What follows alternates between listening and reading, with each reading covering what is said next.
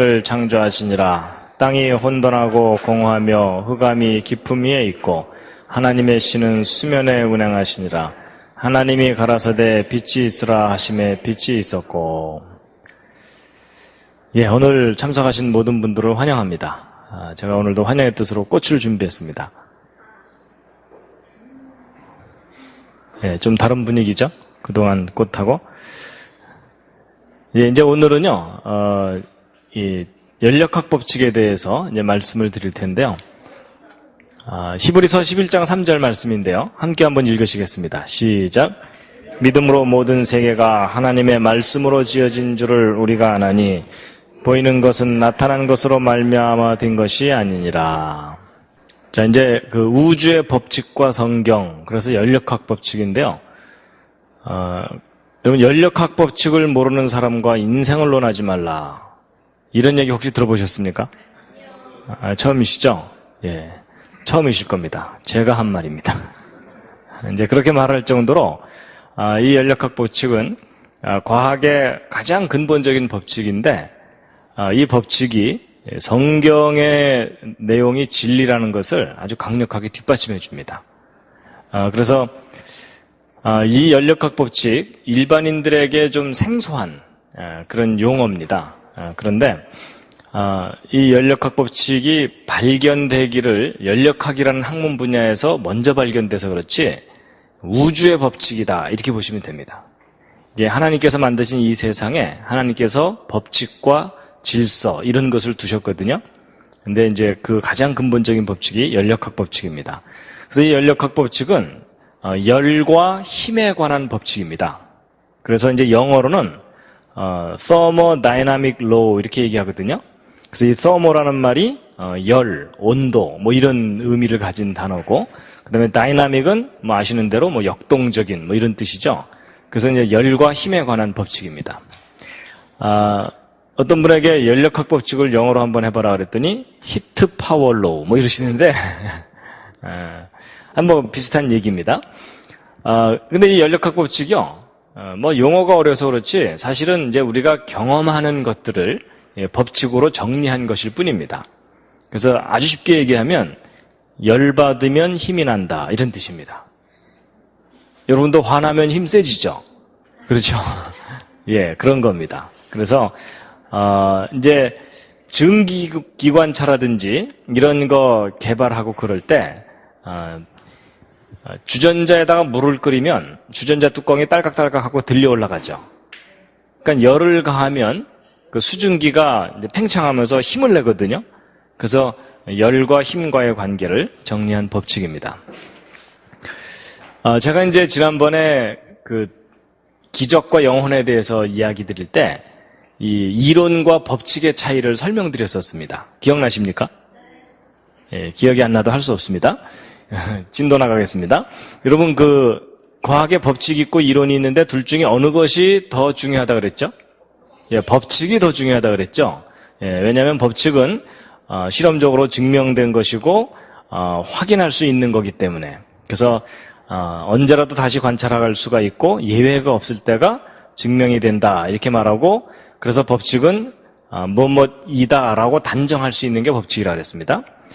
근데 이론은 그럴듯한 설명이긴 하지만 다시 확인할 수 없거나 또는 확인할 수 있다 하더라도 예외가 자꾸 발생하면 법칙이 되지 못하고 이론이 된다 이렇게 말씀드려서, 이론은 그 문장 끄트머리가 이다가 아니라 뭐뭐일 것이다 라고 표현해야 된다 그랬죠.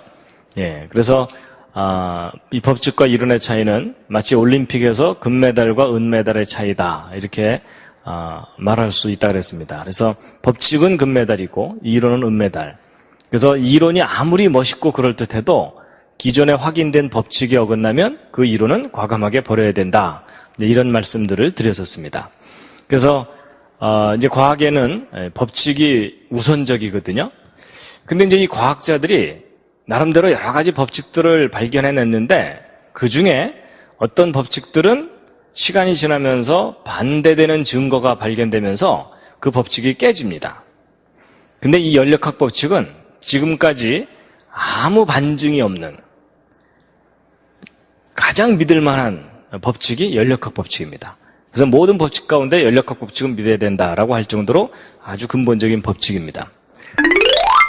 그럼 이제 이 연력학 법칙이 무엇에 관한 법칙이냐 하는 건데요. 에너지에 관한 법칙입니다. 네, 에너지 그러면 뭐 요즘 많이 익숙해지긴 했지만 그래도 좀 약간 거리감이 있는 단어인데 저걸 좀 쉽게 얘기하면 여러분 우리가 밥을 왜 먹죠? 여러 가지 이유가 있지만 맛있어서도 먹고 배부르기 위해서도 먹지만 힘을 얻기 위해서 먹습니다. 그렇죠? 그 힘, 곧 에너지를 얻기 위해서 먹거든요. 그래서 좀 바꿔 얘기하면 밥에 관한 법칙이다 이렇게 생각해도 뭐 크게 틀리지 않습니다. 그래서 이제 이 연력학 법칙은요, 제1법칙, 제2법칙, 제3법칙 이렇게 쭉 나가는데 이 연력학 법칙은 영법칙도 있습니다. 뭐 이 영법칙이 무슨 특별해서 영법칙이 아니고 1법칙, 2법칙, 3법칙 이렇게 하나씩 정하다 보니까 1법칙보다도 더 기본적인 법칙을 나중에서야 이제 정리하게 돼갖고 그럼 얘는 그냥 영법칙으로 하자 뭐 이런 겁니다. 그 중에 이제 오늘은 이제 1법칙과 2법칙을 이제 말씀드리려는 겁니다.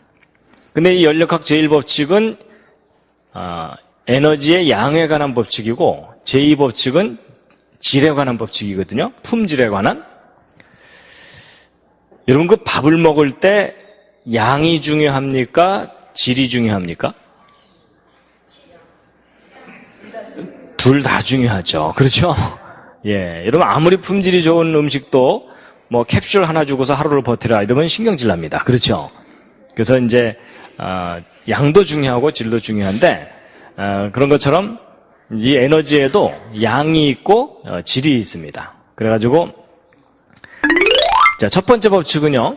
이 에너지의 양에 관한 법칙인데 그 양이 어떻게 된다는 거냐면 보존된다는 법칙입니다. 예를 들면 이제 이런 겁니다. 예전에 그 학교에서 물리 같은 거 배울 때 물이 높은 곳에 있을 때 무슨 에너지가 있다고 배우죠? 위치 에너지가 있다고 배웁니다. 오, 기억이 나시는군요. 예. 근데 이제 이 물을 이렇게 흘려보내면은 물레방아가 돌아가죠? 물이 떨어지는 그 힘을 이용해서. 그래서 그것이 운동 에너지로 바뀝니다. 그리고 나서 이 물레방아 도는 이 운동 에너지를 이용해서 방아를 찍기도 하고요. 또는 이걸 이용해서 발전기를 돌리면 전기 에너지가 얻어지게 됩니다. 근데 이 전기 에너지, 이것을 이용해서 전구를 켜게 되면 빛 에너지도 얻어지고 열 에너지도 얻어지고 이렇게 되거든요. 그래서 재미있는 거가 높이 있던 물이 빛이나 열로 바뀌는 겁니다. 그렇죠? 그래서 이 에너지가 그때그때마다 형태가 자꾸 변합니다. 그런데 이제 과학자들이 뭘 보았냐면 이렇게 그때그때마다 형태가 변하기는 하지만 매 순간 이 모든 에너지의 총합을 측정해 보았더니 항상 똑같다는 겁니다. 그래서 이제 예를 들면 이런 겁니다. 처음에는 물이 높은 곳에 있을 때 위치 에너지만 있었는데 그 물을 흘려보내서 물레방아를 돌리게 되면 그 일부가 운동 에너지로 변하는 겁니다. 위치 에너지는 줄어들고 그리고 이 운동 에너지를 이용해서 발전기를 돌리면 전기 에너지가 얻어지고 또 이 전기 에너지를 이용해서 전구를 켜게 되면 빛과 열 에너지가 얻어지는데 형태가 이렇게 다양해지긴 했지만 전체 합은 항상 똑같은 겁니다. 그래서 이 에너지가 형태만 변할 뿐이고 총량은 보존된다. 이게 바로 에너지 보존의 법칙입니다.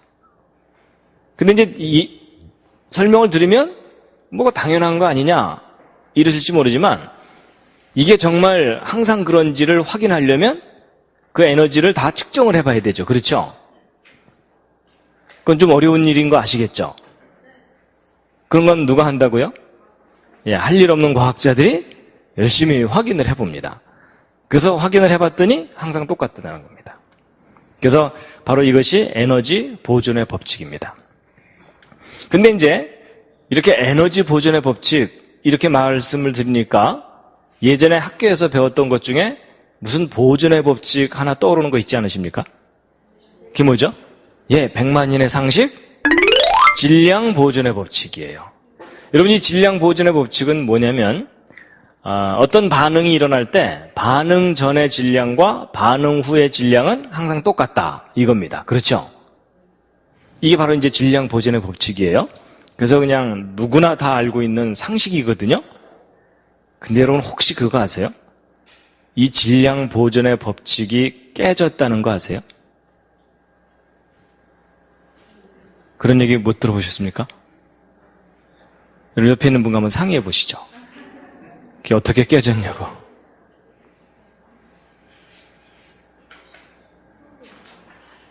여러분, 질량 보존의 법칙이 깨졌어요. 왜 깨졌는지 아세요? 이런 질문이 나오면 뭐라고 대답하면 된다고요? 제가 안 깨트렸는데요. 이러시면 됩니다. 이런 거 질량 보존의 법칙이 깨졌습니다.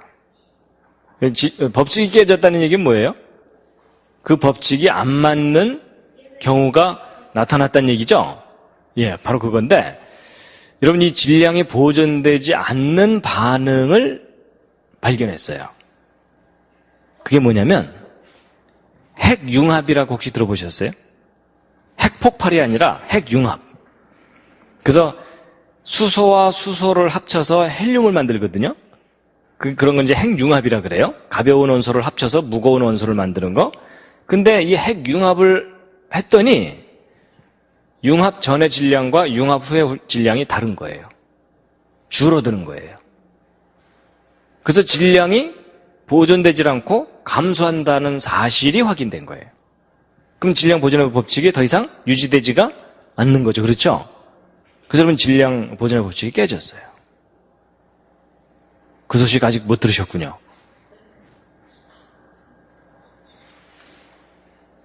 그런데 그렇다고 해서 이 질량 보존의 법칙이 완전히 깨진 건 아니고요.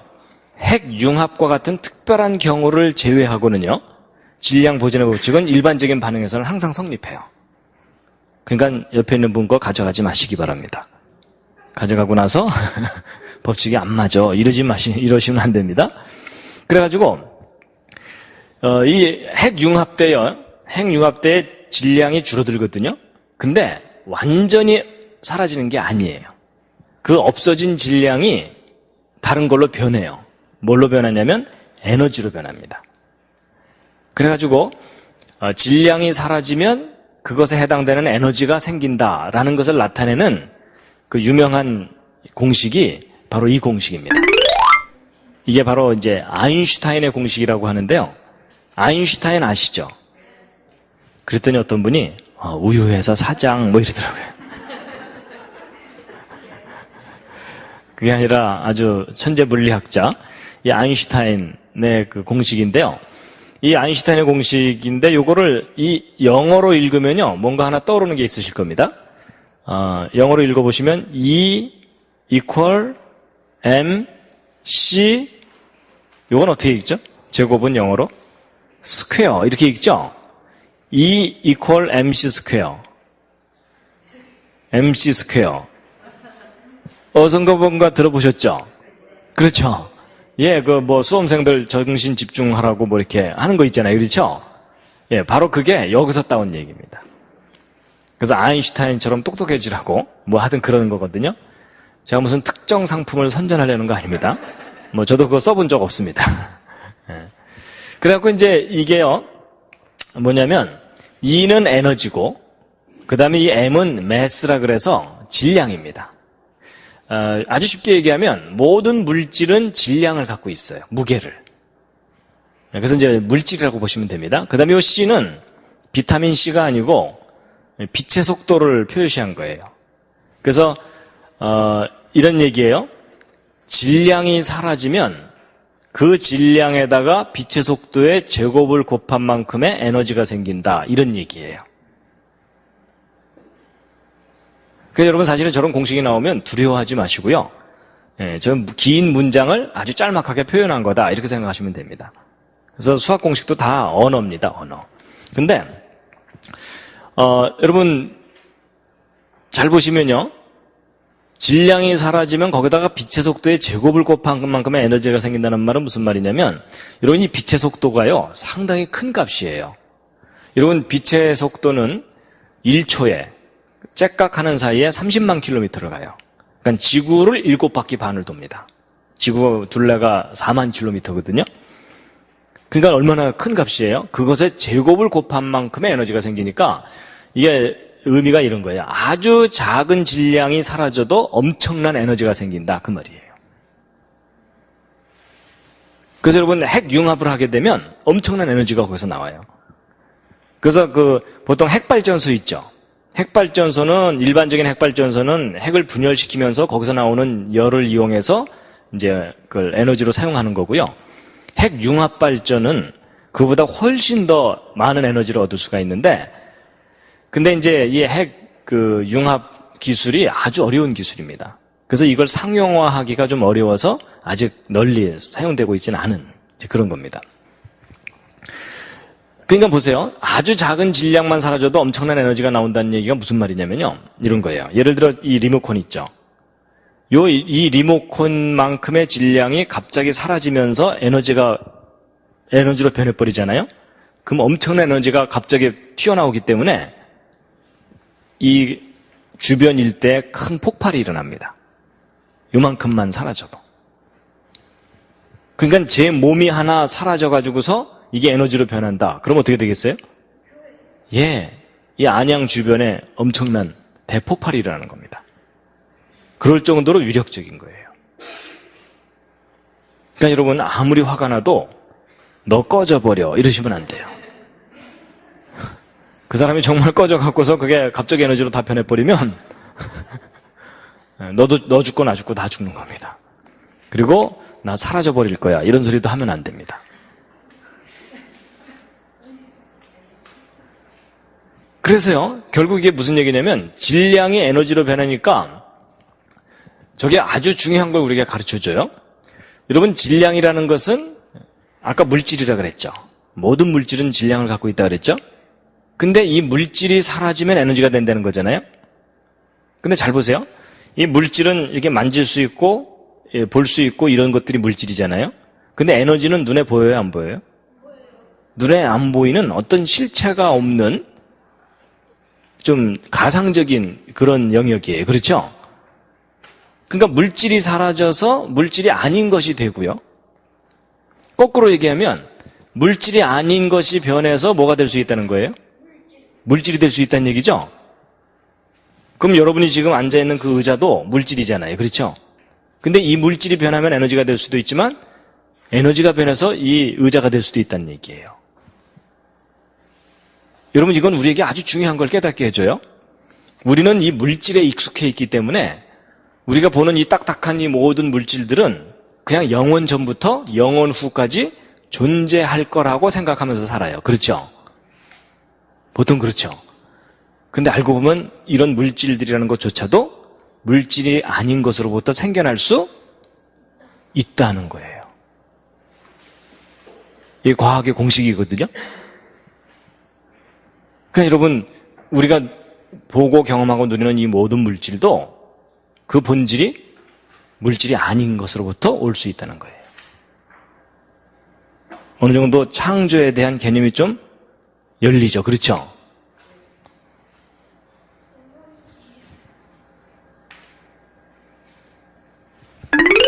그래가지고 결국 이제 과학자들이 질량이라는 것조차도 에너지의 한 형태인 걸 알게 됐어요. 그래서 이제 질량 보존의 법칙은 깨졌지만 이 질량 자체도 에너지이기 때문에 좀 더 폭넓게 얘기해서 질량 보존의 법칙이 아니라 무슨 보존의 법칙이 된 거예요?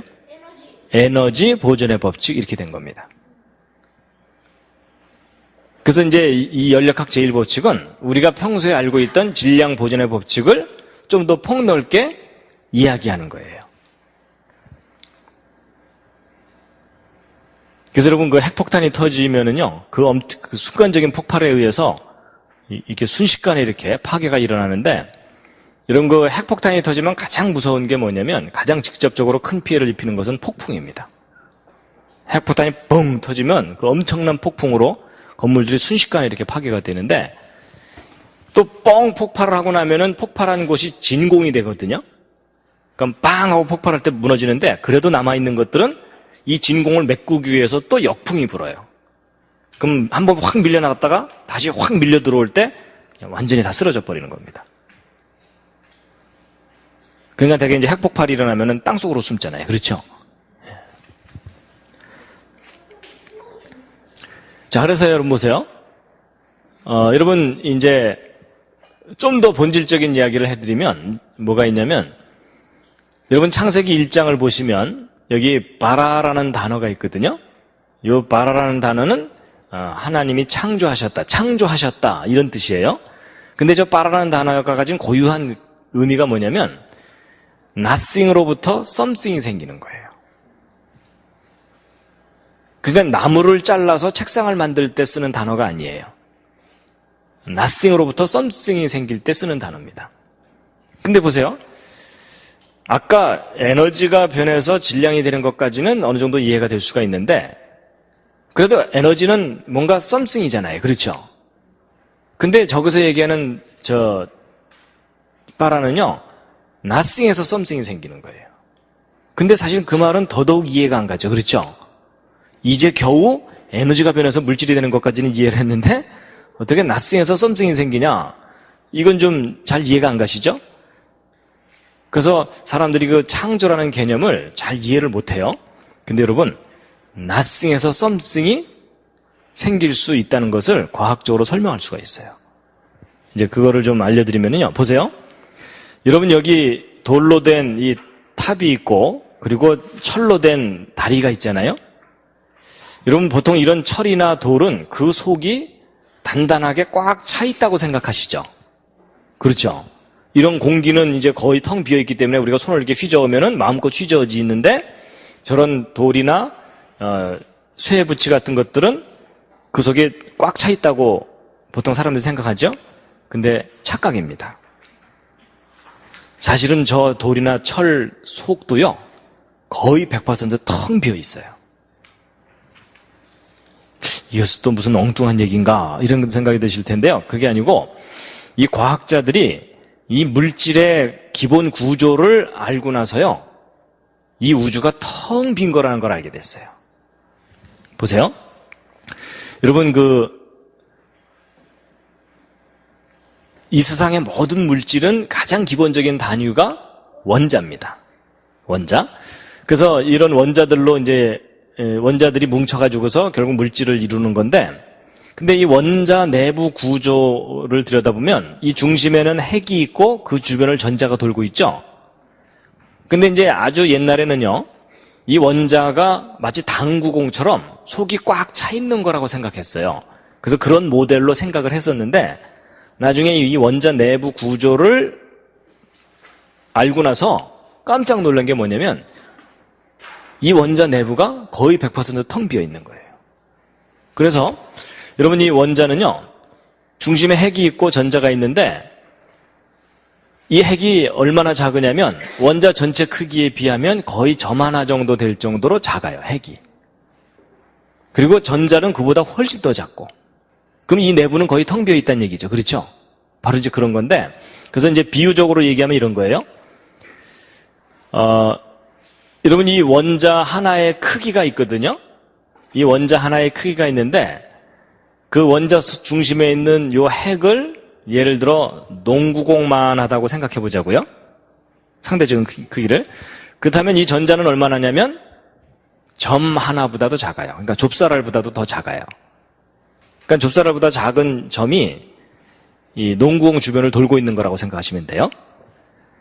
근데 이 농구공과 이 좁쌀알과 같은 전자 사이에 어느 정도 거리가 떨어져서 도는 거라고 보시면 되냐면 농구공이 여기 있으면 여기서부터 한 2km 정도 떨어진 곳에서 좁쌀알이 돌고 있다. 이렇게 보시면 돼요. 그게 원자 내부 구조의 모델이에요. 상대적인 크기예요. 그럼 뭐예요? 이 농구공에서 좁쌀알까지 2km 그 중간은 텅 비어 있다는 얘기죠. 그렇죠? 그러니까 그만큼 원자 내부가 텅 비어 있는 거예요. 솜사탕보다도 더 심해요. 그나마 그러면 이 핵은 그러면 그 농구공만한 그 핵은 그 속이 꽉 차 있느냐? 아니에요. 이 핵은 양성자와 중성자로 이루어져 있는데 그 중간도 거의 100%텅 비어 있어요. 그리고 이 중성자와 양성자는 쿼크나 소립자로 이루어져 있거든요. 그러니까 사실은 요 농구공만한 그 핵조차도 그 속에 있는 소립자만 모으면은 점 하나보다도 작아져 버려요. 그럼 알고 보면 이만큼의 원자를 압축해버리면 거의 제로가 돼버리는 거예요. 근데 저런 구조를 가진 원자로 이 우주에 있는 모든 물질이 이루어져 있어요. 그러니까 여러분 사실 이만큼의 원자도 결국은 다 압축시켜버리면 점 하나가 돼버리는 겁니다. 모든 원자가 다 그래요.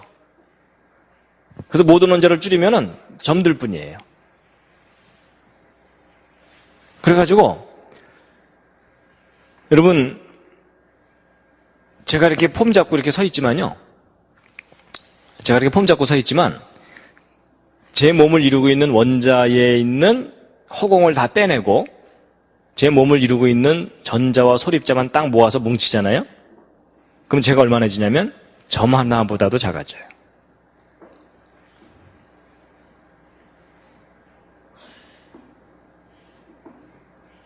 그러니까 제 몸 전체가 사실은 허공인 거예요.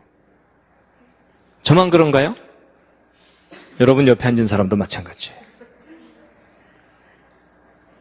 그러니까 여러분 제가 지금 보이세요? 보이긴 보이시죠? 근데 여러분이 저를 이렇게 이런 어느 정도 이렇게 공간을 차지하고 있는 존재로 보고 계시지만 이걸 잘 깊이 생각해 보면 사실은 저의 실체를 보고 있는 게 아니에요. 허상을 보고 계시는 거예요. 물질적인 존재로서의 이 김명현은 거의 낫싱이에요. 뻥튀기가 되어 있는 거예요, 지금. 솜사탕처럼. 옆에 있는 분 한번 만져보시죠. 존재하긴 존재하나요? 그래가지고요, 보세요. 이 사람 하나를 압축해도 점 하나밖에 안 되는 거예요. 그 정도가 아니고 이 지구 있죠? 여러분 지구는 내부가 꽉 차 있을 것 같죠? 아니에요. 이 지구를 이루고 있는 원자들의 그 허공도를 다 빼내고 소립자와 전자만 딱 모아갖고서 이 지구를 확 줄여버리면, 압축을 시켜버리면, 소위 물질이라고 하는 것만 압축시켜버려도 이 지구는 점 하나가 돼버려요. 그 정도가 아니고 이 우리 은하계 있죠? 이 우리 은하계 내에는 1000억 개의 별이 있다 그러거든요.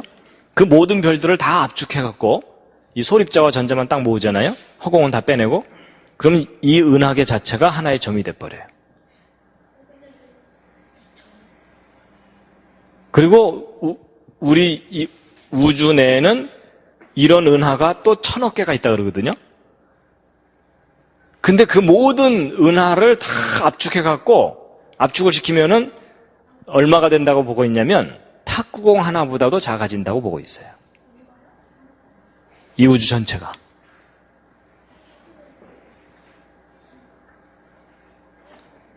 그럴 정도로 이 우주가 텅 비어 있는 거예요. 갑자기 심히 허무해지시죠?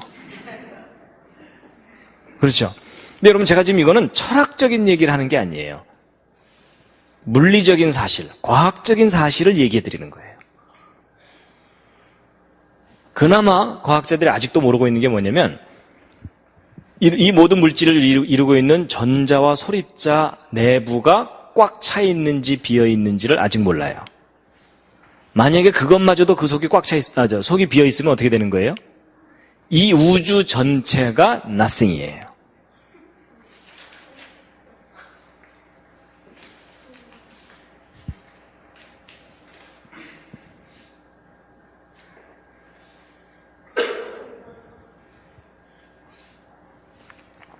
죄송합니다. 너무 허무한 얘기를 해서. 그러니까 여러분, 하나님께서 nothing에서 something을 창조하셨다고 하셨거든요. 사실 이 우주가 본질적으로 nothing이에요. 알고 보면. 제가 이걸 알고 났더니요, 오병이어의 기적이 이해가 되더라고요. 여러분, 우리가 생각하기에 오병이어면은 물고기 5마리, 떡 5개, 물고기 2마리면은 요만큼이잖아요. 그렇죠? 근데 그때 예수님을 따라다니던 사람들이 20세 이상 싸움에 나갈 만한 남자만 5,000명이에요. 그럼 여자, 아이들 합치면 한 2만 명 정도 되는 군중이 있거든요. 2만 명이 먹을 정도면은 여기 가득하게 음식이 있어야 되거든요. 근데 어떻게 요만한 게 이만큼으로 불어나느냐?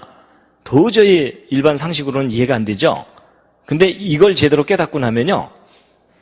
요거 압축해도 점이고 2만 명이 먹을 음식을 압축해도 점이에요. 그러니까 여러분 어차피 둘 다 낫싱인 거예요. 그래서 저는요. 이 오병이어가 2만 명 먹을 음식으로 불어난 것 자체는 이제 의심이 안 되고 뭐가 궁금하냐면 이게 뛸 때 불어났을까? 이구 갈 때 불어났을까? 이게 저는 오히려 이제 그게 궁금해요.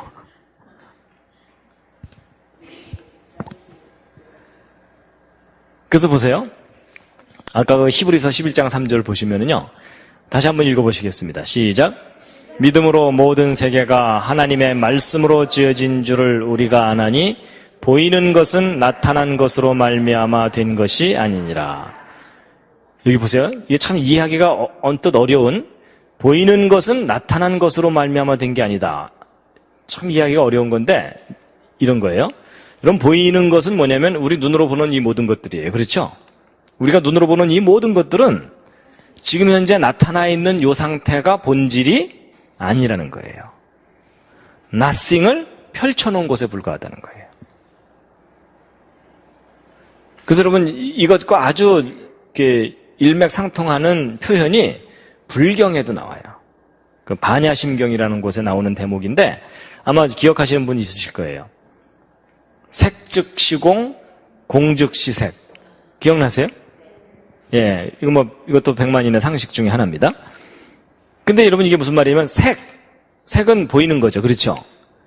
색은 곧 텅 빈 거라는 거예요. 보이는 것은 텅 빈 거고 텅 빈 것이 보이는 것으로 나타난 거다. 그 말이에요. 그렇다고 지금부터 불경 믿으라 이런 얘기는 아닙니다. 예, 뭔가 이 우주의 본질에 대해서 뭔가를 깨닫고서 표현한 내용입니다. 그러니까 여러분 지금 여기 벽이 이렇게 벽돌이 있고 벽이 있잖아요. 우리는 저거에 가로막혀서 못 지나가죠. 그렇죠? 근데 사실은 저 벽이 내부가 텅 비어 있어요. 근데도 우리는 못 지나가요. 그렇다면 무슨 원리가 있으니까 못 지나가는 거겠죠? 예, 그건 이제 조금 이따 설명드리기로 하고. 그래서 이제 이 우주의 본질이 낫승이라는 것을 나타내주는 그런 이제 비슷한 표현들이 있는데, 욥기서 10장 9절 말씀 함께 한번 읽으시겠습니다. 시작. 기억하옵소서 주께서 내 몸 지으시기를 흙을 뭉치듯 하셨거늘 다시 나를 티끌로 돌려보내려 하시나이까. 여러분 사람의 몸이 이제 티끌이다 이런 얘기인데 저기에는 두 가지 의미가 있어요.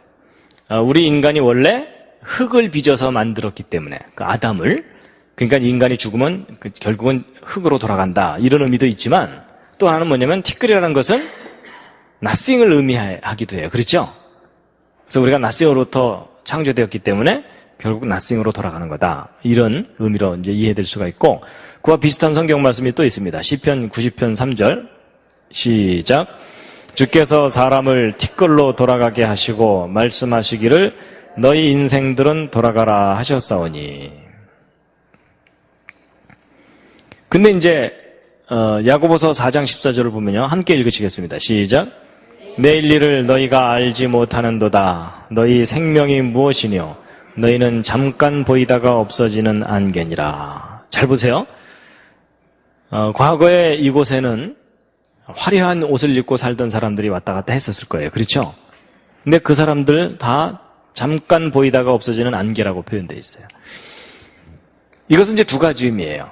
시간이 지나갔기 때문에 과거의 존재들이 사라졌다. 이런 의미도 볼 수 있지만 과거에 이곳에 있던 사람들과 이 건물들 알고 보면 저 모든 것들이 nothing이에요. 그렇죠?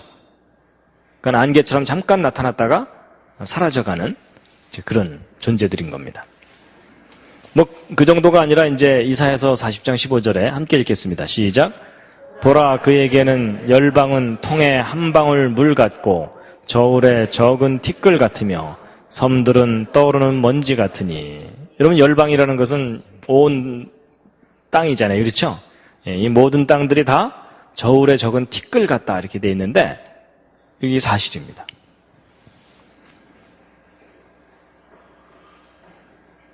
근데 여러분 보세요.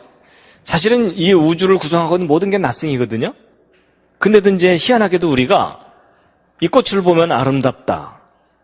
이 사과를 보면 맛있다. 그리고 이 광활한 우주를 보면 넓다. 그리고 이런 눈을 보면 뭐 춥다. 뭐 이런 것들을 느끼고 인식하면서 살고 있잖아요. 그렇죠? 낫승인데 우리가 서로 다르게 인식을 하거든요. 그다음 무슨 원리가 있으니까 그럴 거 아닙니까? 자, 거기에 대해서 히브리서 1장 3절 함께 한번 읽으시겠습니다. 시작. 이는 하나님의 영광의 광채시요 그 본체의 형상이시라. 그의 능력의 말씀으로 만물을 붙드시며. 이렇게 돼 있어요. 여러분 그의 능력의 말씀으로 만물을 붙들고 계시다 이렇게 돼 있습니다. 그거 왜 힘들게 붙들고 계실까? 그냥 놓으면 되지. 이제 그런 생각도 언뜻 들을 수 있을 텐데요. 여러분 하나님께서 붙들고 계시지 않으면 이 우주가 사라져 버립니다. 보세요. 여러분 손뼉을 한번 이렇게 딱 쳐보시겠어요? 예, 손뼉을 치면은 항상 이 두 손이 부딪히죠. 그렇죠? 혹시 손뼉을 딱 쳤는데 그 두 손이 투명 인간처럼 완전히 통과해서 지나가는 일은 절대 없죠. 항상 부딪히죠. 근데 여러분 그게 어떻게 생각하면 좀 이상한 일이에요. 왜냐하면 여러분 아까 말씀드린 것에 의하면 제 이 오른손에 있는 허공을 다 빼내고 이 오른손을 이루고 있는 물질만 모으면 얼마나 해진다는 거예요? 점 하나예요. 그렇죠? 왼손도 마찬가지죠. 점밖에 안 되죠? 근데 여러분 두 개의 점을 공중에 던져서 중간에서 부딪힐 확률 거의 제로예요. 맞죠? 이게 마치 어느 정도 확률보다도 안 되냐면 한국에서 총을 쏘고 미국에서 총을 쐈어요. 서로를 향해서. 그랬더니 총알 두 개가 태평양 중간에서 만날 확률 보다도 엄청나게 작은 확률이 이 오른손에 있는 물질과 왼손에 있는 물질이 부딪힐 확률이에요. 그만큼 우리 손이 텅 비어 있거든요. 그렇다면 우리가 박수 칠 때마다 사실은 부딪혀야 되는 게 아니라 서로 통과해 버려야 돼요. 맞죠? 근데 이상하게 통과하지 않고 매번 부딪히죠. 그 부딪히는 이유가 뭐냐면 물질과 물질이 부딪히는 게 아니에요. 물질들끼리 부딪히는 게 아니고 뭐가 서로 반발을 하는 거냐면 이 필드가 영어로는 필드라 그러는데 장이 반발을 하는 거예요. 자, 이게 무슨 말이냐면요. 이런 겁니다. 여러분 이 사과하고 이 돌멩이가 서로 부딪히면은 사과가 깨지죠. 돌멩이는 멀쩡한데. 그러니까 어떤 건 단단하고 어떤 거는 이렇게 연하거든요. 이런 차이가 이제 왜 일어나는 거냐면 이제 물질의 가장 기본 단위인 이 원자들의 구조 때문에 그러거든요. 여러분 서로 다 같은 종류의 원자가 이제 서로 들러붙는 경향이 있어요. 이제 그게 왜 나타나냐면 여러분 이 원자 중심에는 양성자가 있어가지고 이 전기로 따지면 플러스고요. 이 주변을 돌고 있는 전자는 전기로 따지면 마이너스거든요. 그래서 이 마이너스인 전자가 이제 플러스 주변을 돌고 있는 거예요. 그리고 또 다른 원자도 마찬가지예요. 근데 이제 어떤 현상이 있냐면 이쪽 원자의 플러스하고 이쪽 원자의 마이너스가 플러스하고 마이너스는 서로 잡아당기죠. 그렇죠? 그래서 둘이 서로 그리워하면서 끌어당겨요. 이쪽 플러스하고 이쪽 마이너스도 서로 끌어당기고. 그래서 원자가 서로 멀리 떨어져 있을 때는요, 서로를 그리워하면서 끌어당깁니다. 그래갖고 이 원자가 서로 가까이 가게 돼요. 근데 문제는 얘가 이렇게 가까이 쫙 가잖아요? 가까이 오면은 이번에는 이 플러스하고 이 플러스가 서로 반발을 합니다. 요 마이너스하고 요 마이너스가 서로 반발을 하고. 근데 이 끌어당기는 힘은 멀리서 작용하고 반발하는 것은 가까이서 작용해요. 그러니까 멀리 있을 때는 서로 그리워서 가까이 오다가 아주 가까이 오게 되면 밀어내요. 그러면 얘가 너무 가까이 가지 못하고 어느 정도 거리를 띄우고서 둘이서 함께 붙어 있게 되는 거예요. 그래서 이제 그래프로 따지면 이런 겁니다. 여기 이렇게 푹 파인 이런 그래프인데 얘가 멀리 있을 때는 요 기울기를 따라서 이렇게 굴러 내려오죠. 그렇죠? 근데 가까이 오게 되면 다시 거슬러 올라야 되기 때문에 못 올라가고 여기서 이렇게 내려오다가 띵 이렇게 되겠죠. 그런 것처럼 얘네들이 들러붙게 돼 있어요. 이렇게. 그리고 다른 원자도 역시 마찬가지고. 그래서 잡아당기는 힘과 밀어내는 힘이 절묘하게 균형을 이룬 곳에서 서로 들러붙어 있습니다. 이렇게. 근데 여러분 이게 사람들 사이에서도 작용해요. 여러분 이 물질들마다도요 서로 이 그래프가 다르거든요. 달라가지고 이게 골이 깊은 것은 한번 여기 딱 위치를 하게 되면은 빠져나오기 힘들죠. 이런 물질이 단단한 물질이에요. 근데 어떤 물질들은 약간만 힘을 줘도 왔다 갔다 하죠. 이런 거는 쉽게 늘어났다 줄었다 하는 그런 물질이에요. 그래서 이 원자들 사이에 이 거리가 균형을 이루는 거리가 있어요. 사람들 사이에도 마찬가지인데요. 여러분 낯선 사람이 갑자기 자기 옆에 딱 붙어 앉으면 굉장히 불쾌하죠. 그렇죠? 낯선 사람들끼리는 적어도 한 칸 옆에 앉아야 안정감을 느끼죠. 근데 이제 아주 친한 사람인데 오늘따라 한 칸 더 멀리 앉으면은 그것도 기분 나쁘죠. 마치 그런 거 비슷한 거예요. 그래가지고 이게 안정감을 느끼는 거리라는 게 있거든요. 그런 것처럼 물질들 사이에 다 그런 게 있어가지고 균형을 딱 이루면서 존재하기 때문에 서로 다른 물질들 간에 이런 특성이 달라가지고 어떤 건 단단하고 어떤 건 연하고 이렇게 다른 겁니다. 근데요, 보세요. 결국 이런 물질이 단단하든 연하든 이렇게 물질들이 존재하는 이유는 이 플러스와 마이너스가 서로 잡아당기고 밀고 하는 그런 작용이 있기 때문에 존재하는 거잖아요. 근데 만약에 이 플러스와 마이너스가 어느 날 스위치가 꺼져 버리면 이런 작용들이 없어져 버리죠. 그럼 이 모든 물질이 다 사라져 버려요. 마치 그게 뭐하고 원리가 비슷하냐면 여러분 그 고철 같은 거 취급하는 곳에 어떤 장치가 있냐면 이게 자석인데 전기 스위치를 딱 올리면은 이 끝이 자석이 돼요. 그러면 고철 더미 위에다가 딱 얹어놓으면은 고철들이 막 들러붙죠. 그래서 들러붙은 다음에 이걸 이렇게 들고서 끌고 가가지고서 딴 데다가 이제 놓을 때는 스위치를 딱 내려버리면 서로 언제 붙어 있냐는 듯이 우슬우슬 떨어져 버리죠. 이제 바로 그런 건데 여러분 이렇게 플러스 마이너스라는 요게 있기 때문에 물질들이 서로 들러붙어 있거든요.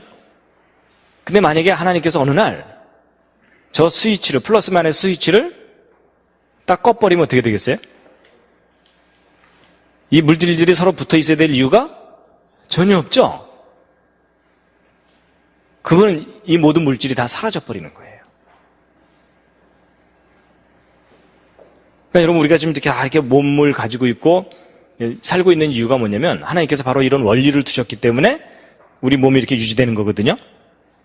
근데 하나님께서 어느 날 없던 일로 하자 이러면서 스위치를 딱 내려버리면 이 온 우주가 사라져 버려요. 그래서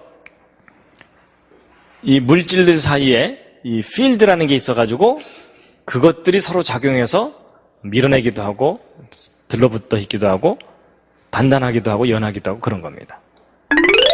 그래서 여러분 우리가 이렇게 지금 현재 이 모든 것들을 이렇게 느끼는 거가 하나님께서 두신 어떤 원리가 있기 때문에 느끼는 거지 그 원리의 스위치를 딱 꺼버리면 사라져 버리는 겁니다. 그래서 다시 한번 읽어보시겠습니다. 시작.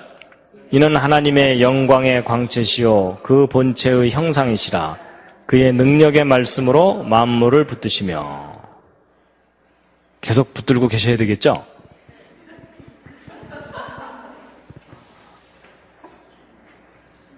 그래서 여러분 사실 우리가 이렇게 막 숨 쉬고 이렇게 살고 있지만요.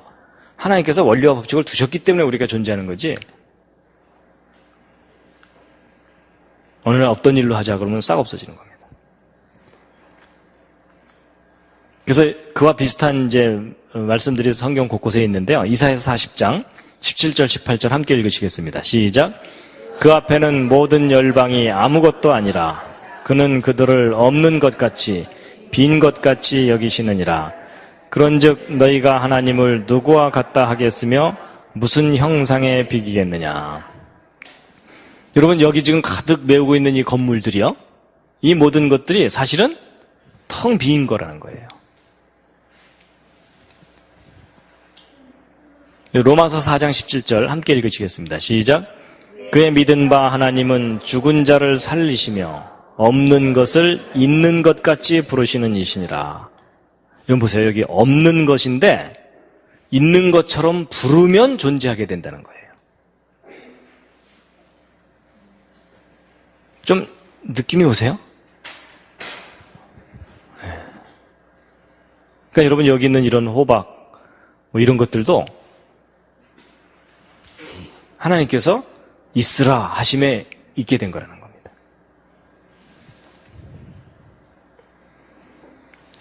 자, 함께 읽겠습니다. 시작. 너희는 눈을 높이 들어 누가 이 모든 것을 창조하였나 보라. 여러분 보세요. 여기 이렇게 보시면은 이게 돌이 있고 물이 있고 흙이 있고 나무가 있고 공기가 있고 구름이 있고 무지개가 있고 그렇잖아요. 근데 여러분, 우리가 이렇게 느끼고 만지고 경험하는 이 모든 것들이 사실은 본질적으로 nothing이에요. nothing인데 하나님께서 something인 것처럼 펼쳐놓으신 거예요. 어떤 원리와 법칙을 두사. 예, 이제 아까 앞부분에서는 연력학 제1법칙과 관련해서 이제 몇 가지 말씀을 드렸고요. 이제 지금부터는 이제 연력학 제2법칙인데요. 로마서 7장 24절 25절에 있는 말씀인데 함께 한번 읽으시겠습니다. 시작. 오호라 나는 곤고한 사람이로다. 이 사망의 몸에서 누가 나를 건져내랴. 우리 주 예수 그리스도로 말미암아 하나님께 감사하리로다. 그런즉 내 자신이 마음으로는 하나님의 법을 육신으로는 죄의 법을 섬기노라. 예, 연력학 제1법칙이 이제 에너지의 보존에 관한 법칙인데, 이제 연력학 제2법칙은 에너지의 그 질적인 변질에 관한 법칙입니다. 그래서 이 제2법칙은요, 그 모든 만물이 어느 한쪽 방향으로 흘러간다, 이걸 나타내주고 있습니다. 그래서 이 우주의 방향성을 얘기해 주는 건데, 여러분, 물은 항상 위에서 아래로 흐르죠. 그렇죠? 자연 상태에서. 그리고 사람은 태어나면 반드시 늙게 돼 있습니다. 물론 얘가 좀 더 늙어 보이기도 하긴 하지만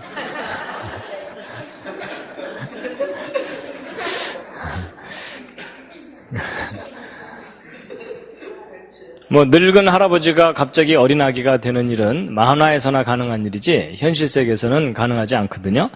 그래서 이 우주가 어느 한쪽 방향으로 간다, 이걸 나타내주는 법칙입니다. 그래서 이제 이것을 우주의 방향성 또는 시간의 화살 뭐 이렇게 표현하거든요. 예. 여러분, 이게 활을 쏘면 화살이 그 쏘는 방향으로만 가잖아요. 그렇죠? 예. 그래서 사람도 늙고 이제 그런 겁니다. 그래서 이 연력학 제2법칙은 그 에너지가 변질된다는 법칙입니다. 그래서 여러분, 그 잔잔한 물에다가 돌멩이를 던지면 이게 파문이 일잖아요. 그렇지만 그 파문이 계속 유지되는 게 아니라 다시 소멸돼 버리죠. 그렇죠? 그래서 처음에는 이렇게 높고 낮고 이게 높낮이가 있다가 시간이 지나면서 점점 이렇게 이제 높낮이가 없어져 버립니다. 근데 여러분, 이렇게 높낮이가 있을 때 이 높은 쪽에서 낮은 쪽으로 물이 흘러내려가면서 물레방아를 돌리게 되죠. 그렇죠? 그래서 이 높낮이가 있어야만 뭔가 움직임이 일어날 수가 있어요. 여러분, 생명이라는 것은 움직이는 특징이 있잖아요. 그렇죠? 예. 근데 움직임이 없어지면 그 생명체가 죽게 되죠. 그래서 살아있는 것이 죽는 쪽으로 이렇게 간다, 이런 개념입니다. 그래서 여러분, 커피도 뜨거운 커피 이렇게 타두고 나면 식어버리죠. 미지근한 커피 옆에 두고서 한참 공부하다 보니까 펄펄 끓더라, 이런 절대 안 일어납니다. 그래서 항상 어느 한쪽 방향으로 이렇게 흘러가는 법칙입니다. 그래가지고 이 연력학 제2법칙은요, 여러 학문 분야에서 다양하게 표현을 하는데, 이 고전 연력학은 이 증기기관차 이런 거 관련해서 연구하던 사람들이 이제 그 분야에서 어떤 법칙을 이제 깨달은 거예요. 이 고전연력학적인 표현은 에너지는 항상 소모된다 이런 거예요. 그래서 아까 그 물이 높은 곳에 있을 때 위치 에너지가 있다 그랬죠. 근데 이 물을 흘려 내려보내면은 운동 에너지로 변하긴 하지만 위치 에너지 자체는 제로가 돼버리죠. 그래서 에너지가 이렇게 소모되는 거예요. 근데 이제 이렇게 얘기하면 이제 어떤 분들은요, 아니 이게 왜 소모되긴 왜 소모되냐? 이 물을 다시 퍼 올리면 천이라는 에너지를 다시 얻을 수가 있잖아요. 그렇죠? 그러면 에너지가 소모된 게 아니라 다시 회복되는 거니까 소모되지 않는다는 거잖아요. 근데 여러분 세상에 공짜가 어디 있어요? 여러분 이 물을 위로 퍼 올리려면 에너지가 필요하죠?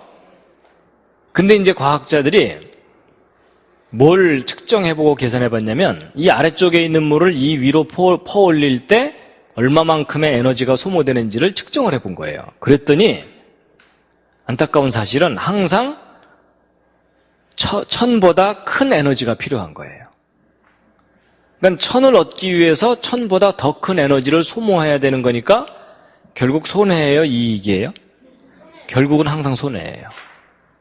그러니까 에너지는 흐르면 흐를수록 손해가 나는 거예요. 그러니까 에너지는 결국 어느 한 부분으로 보면은 회복이 되지만 전체적으로 보면 소모된다. 이게 연력학제의 법칙이에요. 그래서 여러분 이 물레방아는요, 높은 곳에 있는 물을 낮은 곳으로 흘려내려 보내면서 돌잖아요. 그와 똑같은 원리로 우리가 살고 있는 거예요.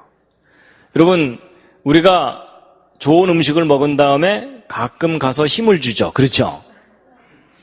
근데 이 먹을 때 들어오는 것하고 힘 줄 때 나가는 것 사이에 에너지 차이가 있어요. 이 차이를 이용해서 우리가 살아가고 있는 거거든요. 그래서 우리 인생이 물레방아하고 원리가 똑같아요. 그래서 가능한 한 에너지가 많은 음식을 먹기 위해서 사람들이 애쓰고 있죠. 그렇죠? 그런 겁니다. 그리고 이제 이런 것도 있어요. 여러분 요즘 자전거들은 뭐 건전지로 이 불을 밝히지만 옛날에는 이제 건전지가 귀하니까 요 발전기 다른 자전거 기억나십니까? 그렇죠? 옛날 자전거들. 그래서 이제 저녁에 어두워지면은 요 발전기 머리 부분을 바퀴에다가 딱 붙이면 바퀴가 돌아가면서 발전기 머리가 돌아가면서 이제 전기가 얻어져요. 그래서 그걸 가지고서 이제 불을 켜는데 천천히 가면 불이 흐리고 빨리 달리면 밝아지고 뭐 이런 거 기억나실 거예요, 어른들. 근데 이제 이 맹구가 이걸 가만히 보다가 기가 막힌 아이디어를 생각해낸 거예요. 뭐냐면 이 발전기에서 나오는 전기로 불을 켤 게 아니라 이 전기를 뒤로 끌어다가 뒤에 모터를 돌리면 뒷바퀴 돌아가겠죠. 뒷바퀴 돌아가면 앞바퀴도 돌아가죠. 앞바퀴 돌아가면 전기가 다시 얻어지죠. 그럼 이 전기로 다시 뒷바퀴를 돌리면 되겠죠. 그럼 이게 무슨 말이냐면 한 번 페달만 싹 밟아주면 그 다음은 이제 자동으로 계속 자전거가 가겠죠. 그러면 서울에서 페달 한번 딱 밟아주면 부산까지 공짜로 갈까요? 절대로 그럴 수 없죠. 그게 왜 그러냐면 여기서 페달을 한 바퀴 돌려주면 그 돌린 만큼 전기가 생기질 않아요. 효율이 아주 적어요. 뭐 10% 20%밖에 전기가 안 생겨요. 그리고 이 모터를 또 그나마 100% 못 돌리고 그러니까 한 바퀴 이렇게 돌아오면 처음에 가했던 에너지가 중간에 다 새버려요. 그러니까 또 페달을 또 밟아야 되는 거예요. 그래서 이 에너지는 사용하면 사용할수록 자꾸 흩어지고 소모된다. 이게 법칙이에요. 그래서 우리가 계속 페달을 밟고 살아야 돼요. 그래서 이제 에너지도 그렇지만 어떤 차 같은 것도요. 새 차를 사고 나서 한참 타다 보면은 고물차가 돼버리죠. 여러분 고물차를 사서 끌고 다니다 보니까는 점점점 새 차가 되더라. 이런 일은 절대로 안 일어납니다. 맞죠? 예, 바로 그거예요. 그래서 이제 여러분 집도 처음에 담을 이렇게 쌓으면은 시간이 지나면 무너지잖아요. 벽돌을 아무렇게나 놔뒀는데 저절로 자기가 담이 되더라. 이런 일은 절대 안 일어납니다. 그래갖고 질서가 무질서해지는 쪽으로 가지 무질서가 저절로 질서가 되지는 않는다는 겁니다. 그래서 뭐 화산이 폭발해갖고 돌멩이들이 튀어나와서 저절로 집이 촥 이렇게 생기는 애는 절대 안 일어나는 이유가 뭐냐면 기존의 질서가 무너지는 쪽으로 가지 무질서가 질서 쪽으로는 안 온다는 거예요. 근데 여러분 이게 인간관계도 마찬가지예요. 사람들 사이에 서로 아무 신경 안 쓰고 그냥 무심코 살다 보면 서로에게 상처를 주게 돼 있어요. 맞죠? 그래서 누군가가 긴장을 하고 서로의 사이를 좋게 하기 위해서 애를 써야만 화합을 할 수 있게 돼 있습니다. 그래서 이제 그 연력학 제2법칙의 또 다른 표현이 이 통계 연력학인데요. 질서는 시간이 지나면서 무질서 쪽으로 간다 이거예요. 그래서 그걸 나타내는 그 유명한 용어가 엔트로피입니다. 엔트로피는 무질서한 정도 이렇게 생각하시면 쉬워요. 엔트로피입니다. 제가 실컷 가르쳐드리면 어떤 분들은 엔돌핀 뭐 이러면서 그래서 그러면 여러분 그 시간이 지날수록 엔트로피가 늘어날까요? 줄어들까요? 예, 시간이 지나갈수록 엔트로피가 커집니다. 그러니까 무질서가 증가한다는 거예요. 그래서 여러분 지금 이렇게 의자가 처음에는 반드시 있었지만 사람들이 와서 지내다가 나가면 이 의자가 흐트러지죠. 그게 자연현상이에요. 그러니까 아무렇게나 놔뒀는데 사람들이 들어와서 무심코 일하다가 나가면은 저절로 반듯해지더라. 이런 일은 절대로 안 일어납니다. 밥 먹고 나면 항상 설거지 해야 되죠. 그렇죠? 그냥 안 하고 그냥 쌓아놓으면 저절로 설거지가 되면 얼마나 좋겠어요. 그런 일 안 일어납니다. 그리고 한 달 동안 머리를 안 감았는데 늘 감은 듯한 머리더라. 이런 일도 절대로 안 일어납니다. 우리가 끊임없이 빨래를 해야 되고 끊임없이 청소해야 되는 이유가 뭐냐면 그냥 이렇게 자연스럽게 지내다 보면은 무질서가 자꾸 늘어나는 게 법칙이에요. 그러니까 사실은 이 연력학 법칙이요. 여러분이 평소에 경험하는 것을 이제 법칙으로 정리해 놓은 것일 뿐이에요. 그 공부하는 것도 마찬가지예요. 여러분 우리가 이 공부를 한다는 것은 이 지식의 질서를 이렇게 형성하는 일이거든요. 근데 어느 정도 이렇게 공부를 해서 지식을 쌓고 나면 시간 지나면은 자꾸 까먹고 흐트러지죠. 그렇죠? 이렇게 들을 때는 다 이해가 되는데 나갈 때는 다 까먹으시잖아요. 그렇죠? 하여튼 그런 거예요. 그래서 이제 이 무질서, 질서에 관해서 한 가지 예를 들면은요. 여러분 이게 이제 금으로 만든 것들이잖아요. 여러분 성경에서는 금을 아주 중요하게 여겨요. 특히 정금이라 그래서 순수한 금을 아주 귀하게 가치 있게 여기는데 여러분 보통 금은방에서 순금을 사게 되면 보증서를 써줍니다. 그 보증서에 대개 몇 %짜리라고 써 있죠? 99.9 또는 99.95 뭐 이 정도로 이제 해줘요. 그렇다는 얘기는 나머지 뭐 0.1%나 그 정도는 불순물이란 얘기죠. 그렇죠? 그래서 이제 이런 것들을 뭐 39 이렇게 보통 표현을 해요. 구자가 3개가 있다 이래가지고. 근데 이제 일반적으로 이제 금은방에서 파는 순금은 99.9%짜리를 보통 이제 파는데 이런 반도체에 사용하는 금이 있어요. 그런 금은 훨씬 더 순수한 걸 사용해야 돼요. 여러분 이런 반도체하고 이런 그 회로를 연결할 때 금과 같은 녹이 슬지 않는 금속을 되게 쓰거든요. 왜냐하면 금이 아닌 다른 금속들은 녹이 슬어요. 근데 금은 귀한 이유가 뭐냐면 녹이 안 슬어요. 그래서 이제 아주 금을 이용해서 이제 이게 회로를 이렇게 연결하기도 하는데, 근데 이 금이라 할지라도 그 속에 불순물이 들어있으면요, 전기가 흘러갈 때 열을 내면서 열이 높아지면은 회로가 끊어져 버려요. 그러니까 이런 반도체나 이런 데 적용하는 금은요, 훨씬 더 순수한 금을 써야 돼요. 그래서 99.9%짜리를 더 순수하게 99.99999 뭐 이런 식으로 만들어서 사용해요. 근데 여러분 이렇게 순도를 높이려면 불순물들을 빼내야 되죠. 그렇죠? 근데 여러분 이 불순물들이요, 좋은 말 할 때 안 나와요. 그래서 저 불순물들을 빼내야 되는데 저 뭐 핀셋으로 빼낼 수도 없고 너무 조그마니까. 그래서 이제 이걸 어떻게 빼내냐면요, 여러분이 금을 순수하게 만드는 방법이 있어요. 가장 기본적인 방법이 뭐냐면 뜨겁게 가열한 다음에 때리면 돼요. 그러면 순수해져요. 이게 왜 그러냐면요. 여러분 이제 이 금속을 가열을 하면 녹이 더 잘 슬어요. 근데 금은 가열을 해도 녹이 안 슬거든요. 그럼 이제 뜨겁게 가열을 하면은 이 금 속에 들어있는 불순물들이 녹이 슬게 되는데, 녹이 쓴다는 얘기는 산소하고 결합해서 산화물이 된다는 뜻이에요. 근데 보통 여러분 쇠붙이 같은 것이 녹슨 것을 이렇게 보시게 되면 부슬부슬 부스러져 나오죠. 그래서 대개 이게 녹이 슬면 딱딱해져요. 그러면 이제 뜨겁게 가열하면은 불순물들만 녹이 슬어서 딱딱하게 비스켓처럼 되거든요. 그럼 그걸 두들기면 어떻게 되겠어요? 금은 연하니까 안 떨어져 나오는데 딱딱한 것들은 떨어져 나가죠. 그렇죠? 그러면서 불순물이 빠져나가면서 순수해지는 거예요. 근데 여러분 이게 아이들 키울 때하고 원리가 똑같아요. 그 아이들이 아주 꼬맹이 때는 부모 말을 잘 듣다가 이제 바깥에 나돌아다니기 시작하면서 친구들한테 거짓말 배워줘, 뭐 나쁜 말 배워줘 이러잖아요. 그렇죠?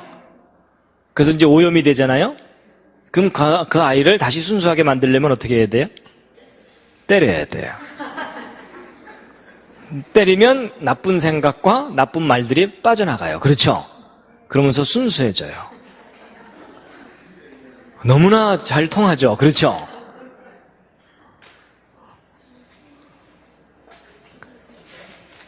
그래서 여러분 성경을 보면은 그 초다를 참아 못하는 자는 자식을 사랑하지 않는 거다 이런 표현이 나오거든요. 매질을 참아 못하는 자는 자식을 사랑하는 게 아니다 이렇게 돼 있어요. 그 대신 거기서 하나 중요한 게 있어요. 뜨겁게 달궈서 때려야 돼요. 그냥 안 달구고 때리면은요 어떤 일이 벌어지냐면 갈라져 버려요. 여러분 이게 금속 속에 불순물이 있는데 그걸 그냥 때리면은요 이 불순물이 크랙 역할을 해가지고 깨지는 어떤 원인 역할을 해가지고서 그냥 불순물이 빠져나가는 게 아니라 쩍 갈라져 버려요. 그래서 이게 무슨 말이냐면 아이를 때릴 때는 뜨겁게 한 다음에, 그게 무슨 말이냐면 충분히 사랑을 느끼게 해준 다음에 때리라는 거예요. 차가운 상태에서 그냥 때리면 가출해요. 그래서 여러분 희한하게도 물질 세계의 원리하고 인간의 정신 세계의 원리가 서로 아주 잘 통해요.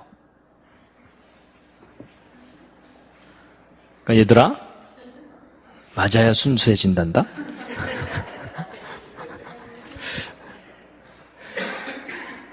근데 잘 보세요. 여러분이 99.9%짜리를 99.99999 이렇게 순수하게 만들려면 가열해야 되죠. 때려야 되죠. 사실은 그게 다 돈이잖아요. 그렇죠? 그러니까 여러분 이 99.9%짜리 순금은 예를 들어 한 돈에 10만 원 정도 한다. 그러면은 99.9999 이런 더 순수한 금은 한 돈에 몇십만 원씩 해요. 그러니까 순수할수록 훨씬 가치가 있어지고 비싸져요. 근데 보세요. 그럼 100%짜리 순수한 금을 만들 수 있느냐? 불가능해요. 왜냐하면 여러분 100%짜리 순수한 금이라는 얘기는 99.999999가 무한대로 이어져야 되는 거죠. 그렇죠? 근데 여러분 이 순도를 하나 둘씩 높일 때마다 에너지가 점점점 들거든요. 그러면 값이 점점점 올라가죠. 결국 무슨 얘기냐면 이 주먹 덩어리만한 금 덩어리 하나를 100% 순수하게 만들려면 이 우주에 있는 모든 에너지를 쏟아부어도 불가능하다 그 말이에요. 그러니까 사실은 이 물질 세계든지 뭐든지 자체적으로 순수해지는 것은 불가능한 일이에요. 그래서 이제 바로 이게 엔트로피 곡선인데요. 여러분 순수한 금에다가 불순물이 들어가면 들어갈수록 무질서가 늘어나거든요. 무질서가 늘어난다는 얘기는 그러니까 순수함을 잃어버린다는 뜻이에요. 이걸 좀 거꾸로 표현하면 이런 거예요. 여러분 100% 순수한 상태는 완전한 상태죠. 그렇죠? 근데 이 완전한 상태에서 불순물이 들어가면 타락한다는 뜻이에요. 근데 보세요. 어느 정도 불순물이 들어간 상태에서 이 불순물을 약간 빼내는 것은 비교적 쉬워요. 거슬러 올라가는 건데 근데 점점 순수하게 만들수록 더 순수해지는 거가 어려워져요. 그러니까 보통 사람들이 이제 이런 거예요. 이제 엉망으로 살다가 약간 마음을 잡고서 비교적 약간 착해지고 나면요, 사람들이 교만해집니다. 자기보다 이제 못한 사람들한테 야, 나 정도는 살아야지 이러는 거예요. 근데 이제 그 사람이 더 도를 닦아가지고서 정말 순수해지려고 노력하면 노력할수록 진짜로 순수해진다는 것이 불가능하다는 걸 깨닫게 돼요. 그래서 여러분, 아까 우리가 읽은 성경 말씀 중에 오호라 나는 곤고한 사람이로다, 이게 사도 바울의 고백이잖아요. 그렇죠? 이 사망의 몸에서 누가 나를 건져내랴. 만약에 그 구절을 아무것도 모르는 사람이 딱 보면요, 야, 이 사도 바울이 참 험하게 살았구나, 이런 생각이 들어요. 그렇죠? 얼마나 엉망으로 살았으면 이런 고백을 할까, 이런 생각을 할 수가 있는데, 사실은 사도 바울이 그 고백을 할 때는요, 거의 성자처럼 살 때예요. 그런데 오호라 나는 곤고한 사람이로다, 이런 표현을 하거든요. 그러니까 이 사도 바울이 여기서 요만큼 와고서 한 얘기가 아니고, 이쯤 가고 나서 완전해지려니까 불가능하다, 이걸 깨달은 거예요. 결국 무슨 말이냐면 인간이 스스로 완전해질 수 없다는 얘기거든요. 그렇다면 인간 중에는 천국에 스스로 갈 수 있는 사람이 아무도 없다는 얘기예요. 그러면 완전해지려면 어떻게 해야 되느냐? 인간의 능력으로는 불가능하기 때문에 창조하신 분이 완전케 해주시는 수밖에 없다는 겁니다. 그래서 여러분, 이 물질 세계 속에서의 원리하고 우리 정신 세계 또는 영적인 세계의 원리가 너무나 원리가 같아요. 그러니까 혼자 힘으로 천국 가는 건 빨리 포기하시기 바랍니다. 그러니까 하나님께서 일방적으로 그냥 우리의 죄를 해결해 주시고 데리고 가시는 거예요. 마음 편하시죠? 그렇죠? 여러분, 이게 복음이에요. 애써야 천국 간다 그러면요, 아무도 갈 사람이 없어요. 이해가 되시죠? 그러니까 우리 끝나고 한잔 할까요?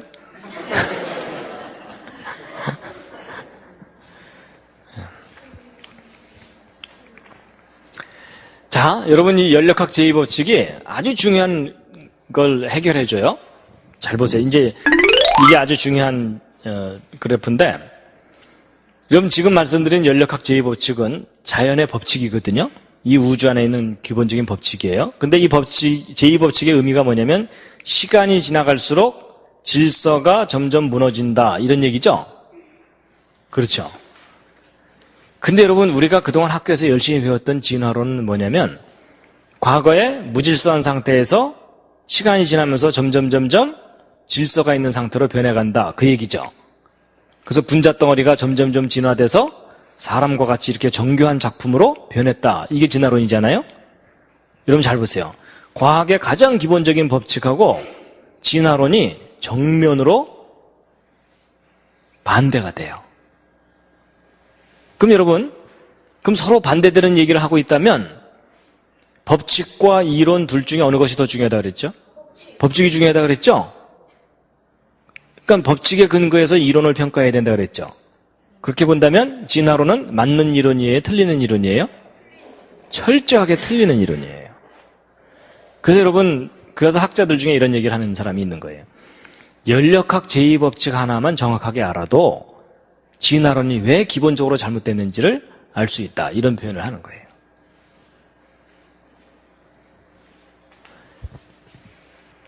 근데 이제 보세요. 지금 현재 이 우주의 질서가 점점 붕괴되는 쪽으로 가고 있다면 이걸 시간을 거꾸로 거슬러 올라가면 과거에는 어떤 상태가 있었다는 거죠? 완전한 질서의 상태가 있었다는 거예요. 그렇죠? 그리고 이제 미래로 가면 갈수록 어떤 상태가 된다는 거예요? 완전한 무질서죠? 완전한 무질서란 얘기는 죽음의 상태라는 거예요. 그래서 이 우주는 완전한 상태에서 불완전한 상태로 무너져 내려가고 있는 거예요.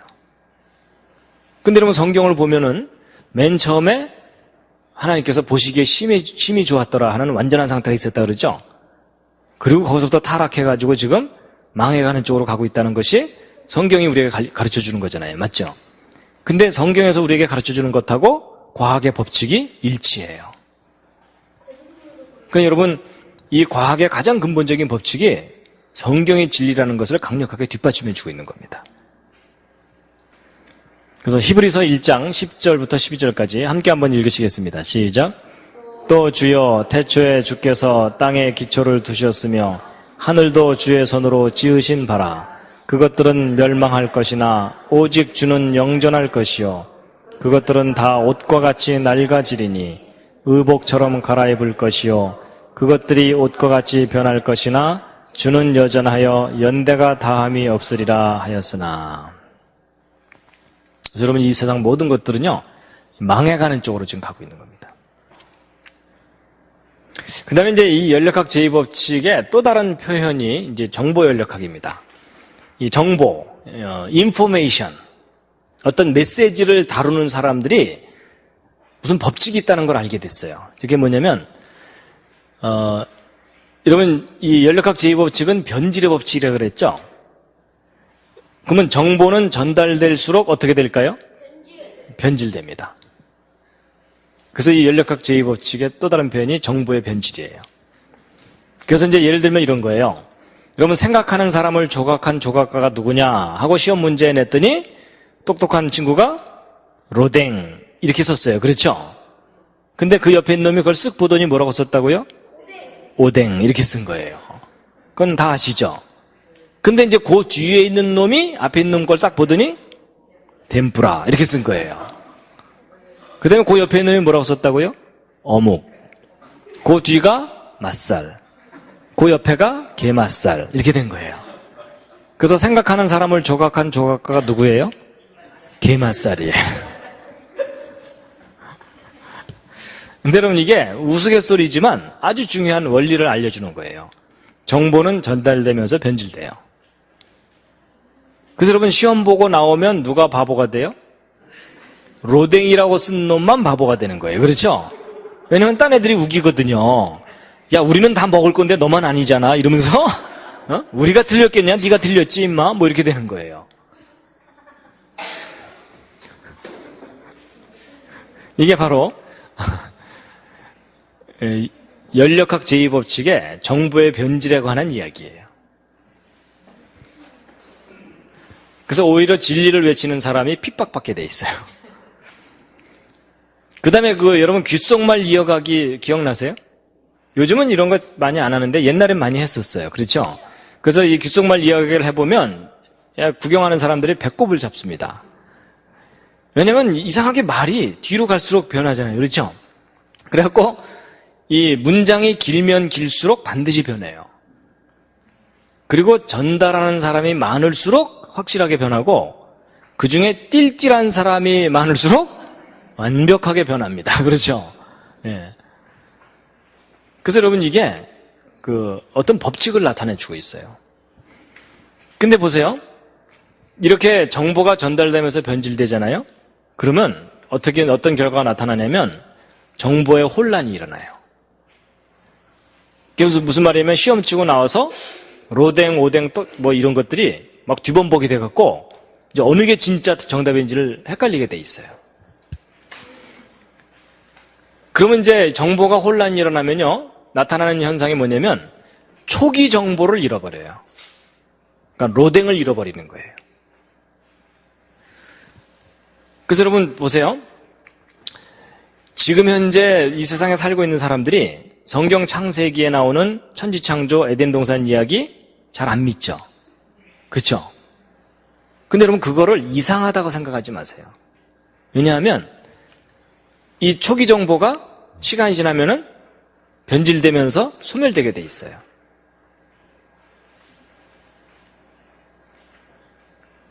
그러니까 사실 여러분과 제가 성경 창세기에 기록된 내용을 역사적인 사실로 그리고 인류 최초에 있었던 일이라고 믿는 것 자체가 거의 기적 같은 일이에요.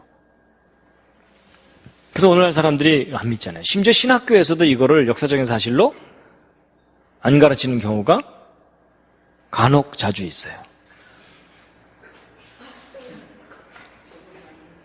이상한 데 가서 신학하고 공부하고 오면 이게 무슨 역사적인 사실로 믿을 수 있겠느냐 뭐 이런.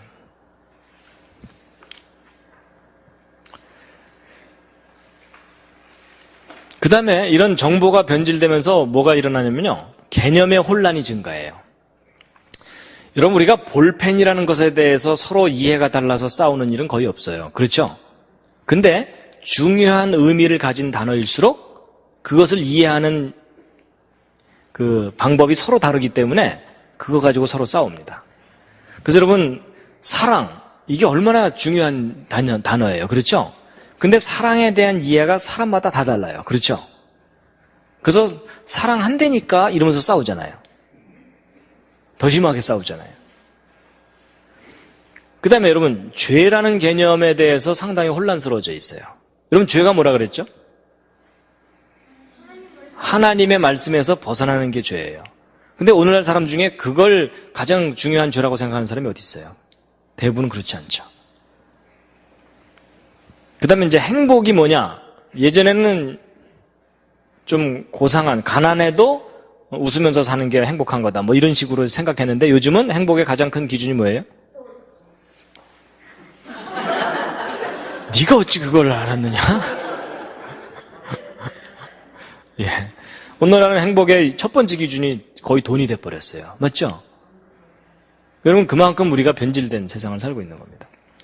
그 다음에 예전에는 진리에 목숨을 걸었는데요. 요즘은요, 진리가 밥 먹여주냐. 요즘은 밥그릇에 목숨을 걸어요. 그래서 여러분 보세요. 이렇게 초기 정보를 잃어버리고 개념의 혼란이 증가하면 가치관의 붕괴가 일어나게 돼 있어요. 그 다음에 이제 또 이 연력학 제2법칙에 의해서 가장 심하게 변질되는 게 종교예요. 가장 혼란스러워지는 게 종교고요. 여러분, 이 세상에 얼마나 다양한 종교가 있어요. 그렇죠? 자기를 재림예수라고 우기는 사람들이 꽤 많은 거 아시죠? 나는 재림예수다 이러면은 그 옆에 있는 사람이 난 널 보낸 적이 없다 이러면서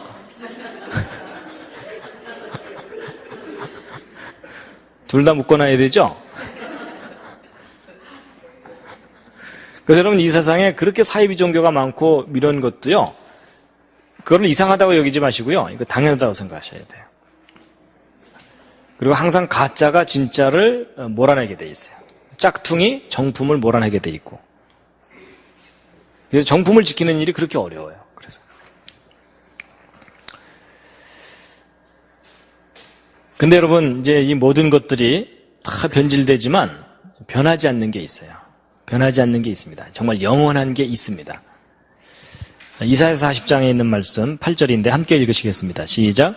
풀은 마르고 꽃은 시드나 우리 하나님의 말씀은 영영이 서리라 하라. 그래서 이제 한 가지 좀 이제 말씀드릴 게 뭐가 있냐면요. 이제 이 성경에 관한 건데요. 여러분, 아까 그 정보연력학 법칙에 의하면 정보는 전달되면서 변질된다 그랬죠. 그럼 여러분, 그게 상당히 심각한 문제를 제기합니다. 그게 뭐냐면, 여러분, 우리가 가지고 있는 이 성경은요, 번역본이에요. 그렇죠? 그러면 이제 원어로 쓰여 있는, 히브리어로 쓰여 있는 이 원본도 사실은 진짜 원본은 다 소멸됐어요. 우리는 사본만 갖고 있어요. 필사본만. 근데 여러분, 필사본이라는 것은 이게 직접 글로 써서 옮겨 적은 거거든요. 근데 여러분, 이렇게 뭔가를 옮겨 적어봐서 아시지만 옮겨 적을 때마다 틀리죠. 짧은 거라면 그래도 비교적 안 틀리는데 문장이 길수록 복잡할수록 반드시 틀리게 돼 있어요. 그럼 이제 어떤 심각한 문제가 생기냐면 정말 우리가 가지고 있는 이 필사본이 원본과 똑같겠느냐 이런 거예요. 여러분, 점 하나만 잘못돼도 의미가 전혀 달라지는 게 문장이잖아요. 그렇죠? 그래서 예를 들어 성경 원본에 예수를 믿어야만 구원을 얻는다. 우리는 그렇게 알고 있잖아요. 근데 만약에 원본에는 예수를 믿어도 구원을 얻는다. 이렇게 돼 있다면 우리가 그동안 그 하나 때문에 얼마나 많이 서로 치고받고 싸웠어요. 그렇죠? 그러니까 하나만 틀려져도 의미가 달라지는데 과연 이 성경이 완벽하게 보존됐겠느냐 이런 의구심이 들거든요. 그래서 이제 그걸 좀 점검을 해볼 텐데요. 여러분, 이제 고서 검증이라는 게 있습니다. 우리가 가지고 있는 사본이 정말 원본과 동일한 것이라고 할 수 있는지를 검증을 하는 거예요. 그래서 여기에는 몇 가지 기본적인 기준이 있는데, 사본들 간에 오차가 적을수록 그 사본은 믿을만 하겠죠. 그리고 사본의 숫자가 많을수록 그러니까 동일한 내용을 담고 있는 사본이 숫자가 많을수록 서로를 검증해 주니까 믿을만 하겠죠. 그 다음에 원본과 가장 가까운 사본일수록 가장 변질이 덜 됐겠죠. 바로 이런 객관적인 기준을 가지고 우리가 가지고 있는 사본이 믿을만한지를 검증하는 거예요. 그래가지고 먼저 이제 그 사본 간의 오차가 적다는 거, 그 다음에 사본의 숫자가 많을수록, 그리고 원본과 연대차가 적을수록 이제 믿을만하다는 걸 가지고 일단 신약 사본을 좀 이제 살펴보면요. 이제 신약 성경만 얘기하면은 비교할 게 없으니까 일리아드라고 하는 옛날 그 서양 사람들이 고전으로서 막 암송도 하고 그랬던 그 일리아드하고 좀 비교를 해보면은요. 일단 사본 간의 오차, 신약 성경의 경우는 0.5% 정도 있어요. 0.5%면은 200분의 1 정도입니다. 200분의 1. 그러니까 예를 들어 뭐 아주 쉽게 얘기하면 원고지 한 매당 한 글자 정도, 뭐 이 정도 수준의 오차가 있어요. 여러분 그 성경이 완전하다는 것은 원본이 완전하다는 거지 사본은 불완전한 점이 있을 수 있습니다. 그 다음에 이제 일리아드는 5% 정도예요. 그러니까 20글자당 하나 뭐 이 정도겠죠? 쉽게 생각하면. 근데 어쨌든 신약 성경이 그 유명한 일리아드보다도 10배나 정확하게 잘 보존돼 있어요. 그 다음에 이제 사본 숫자는요, 신약 성경이 2만 권이 넘고 일리아드는 600권 정도예요. 그러니까 사본 숫자만 보더라도 신약 성경이 40배나 더 많아요. 그러니까 풍부하게 많기 때문에 서로가 검증이 되니까 더 믿을만 하겠죠? 그 다음에 이제 연대 차이.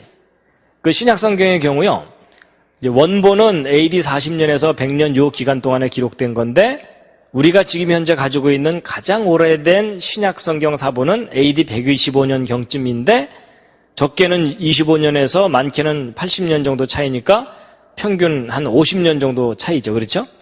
근데 일리아드 같은 경우는 원본이 BC 900년인데 가장 오래된 사본은 BC 400년 거니까 500년 정도 차이가 있죠.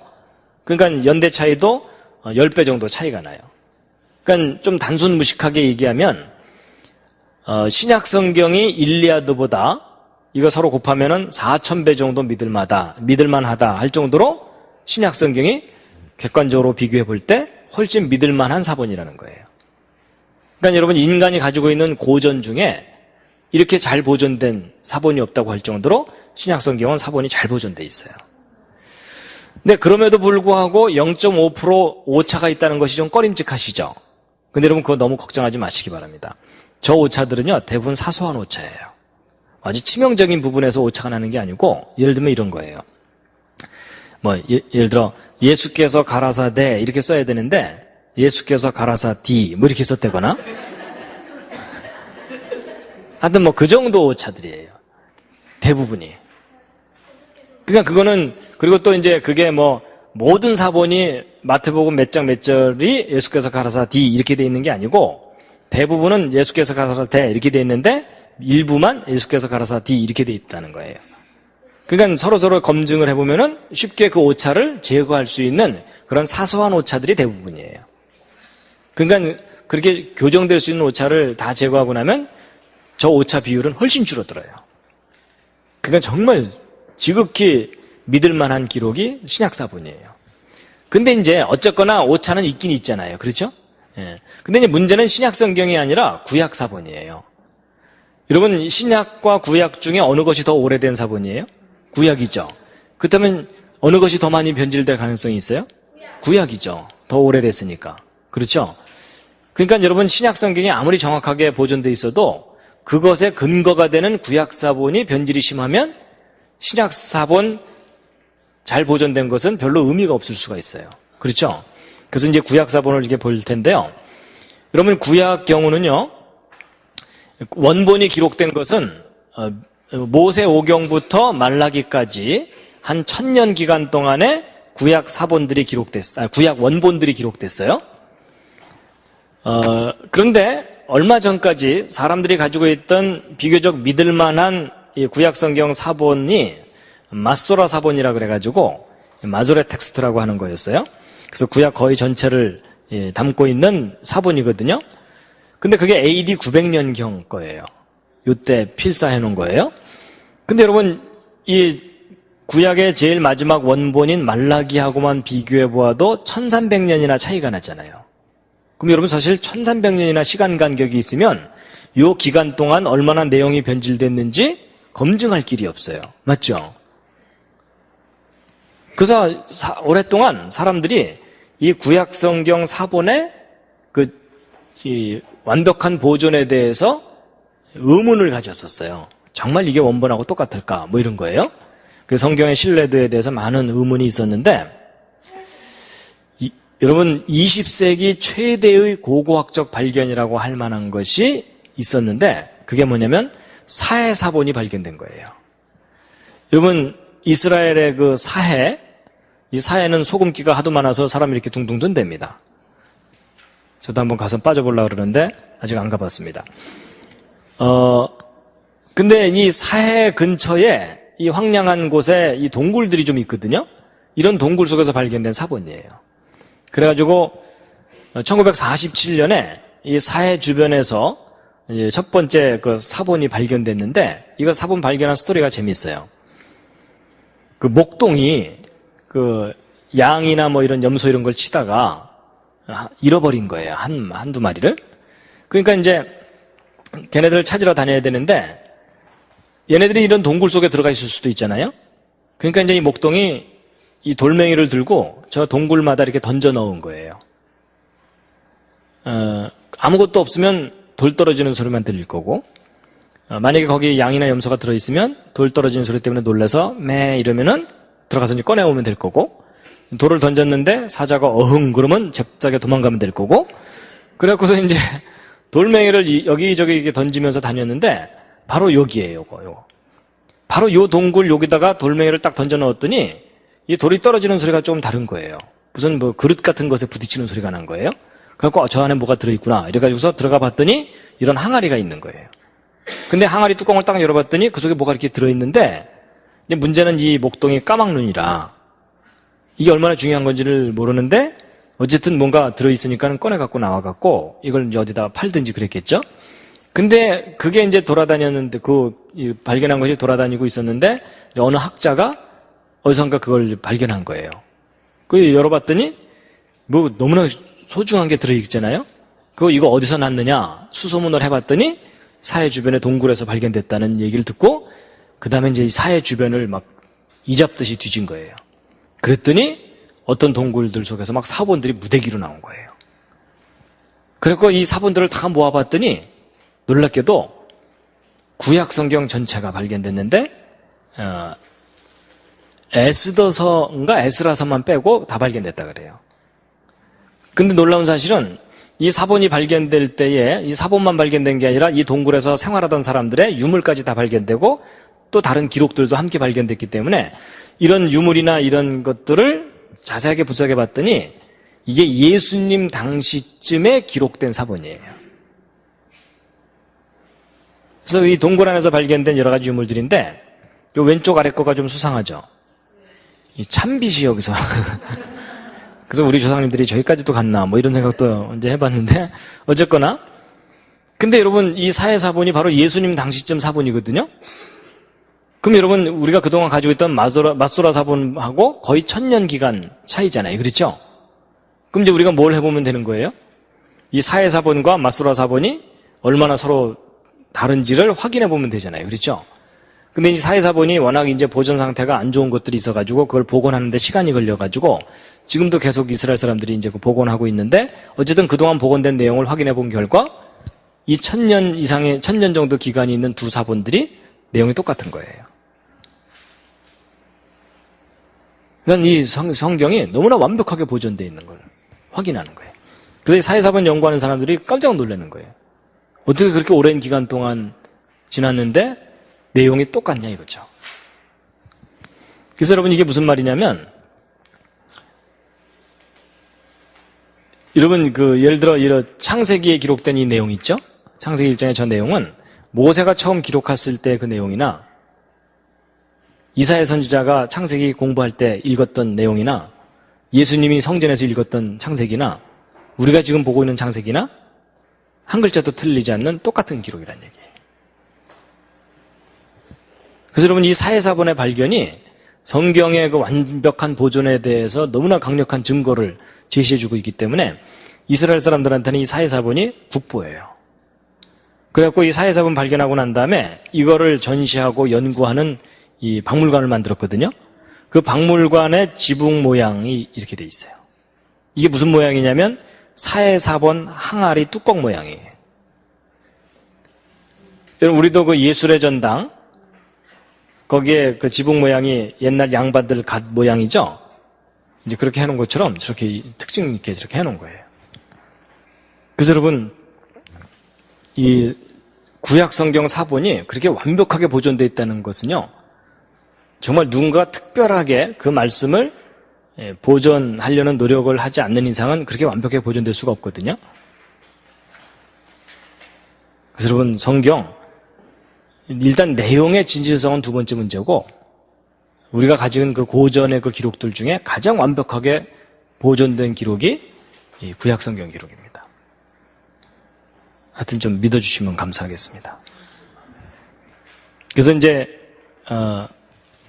지난번에 제가 창세기 1장 1절에 대해서 강의를 했었죠. 그렇죠? 그것하고 이것하고 이제 서로 통하는 거예요. 그 완벽하게 보존도 됐지만 그 내용도 완전한 내용이고. 근데 이제 이렇게 구약 성경의 기록들이 한 글자도 틀리지 않으면서 완벽하게 보존될 수 있는 이유 중에 하나가 이 수학적인 특징이 있어서 그 숫자를 검증해 보면 제대로 베꼈는지 안 베꼈는지를 확인해 볼 수가 있거든요. 그런 것들이 모두 복합적으로 작용해 갖고 성경이 완벽하게 보존된 겁니다. 그러니까 사실 정보 연력학적인 관점으로 볼 때 구약 성경이 완벽하게 보존된 건 거의 기적 같은 일이에요.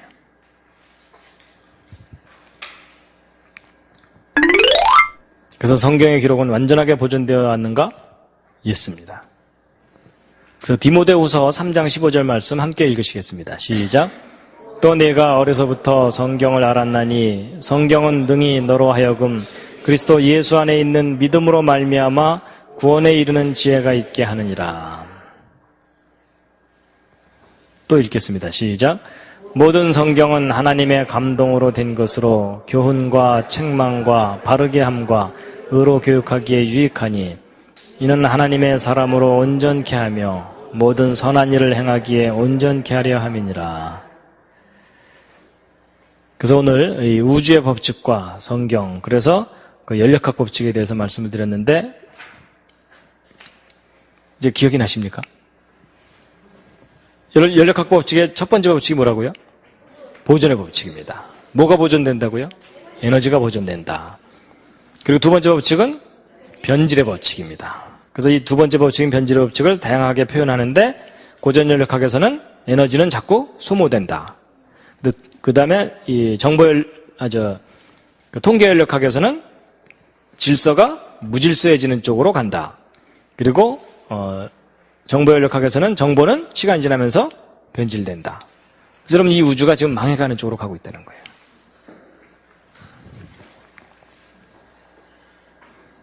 여러분 연력학 법칙을 모르는 사람과 인생을 논하지 말라라고 말할 만하죠. 그렇죠. 예. 여러분 이런 내용을 모르면요, 우리가 지금 누리고 있는 이 모든 게 영원한 거라고 착각을 하게 돼 있어요. 그렇죠. 그리고 또 뭐가 있냐면요, 이 사탄이 사람들을 속여요. 야, 너희들이 열심히 지혜롭게 하면은 낙원이 건설될 거다. 너희들 스스로 낙원을 건설할 수 있을 거다. 이런 거예요. 그래서 여러분 요즘 생명복제 뭐 이런 거 있죠.